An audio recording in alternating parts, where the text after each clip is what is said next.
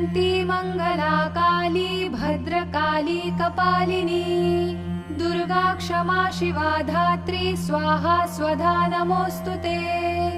जय त्वं देवि चामुण्डे जय भूतार्तिहारिणी जय सर्वगते देवी कालरात्रि नमोऽस्तु ते। मधुकैटभविद्रावि विधातृवरदे नमः। रूपं देहि जयं देहि यशो देहि द्विषो जहि महिषासुरनिर्णाशि भक्तानां सुखदे नमः।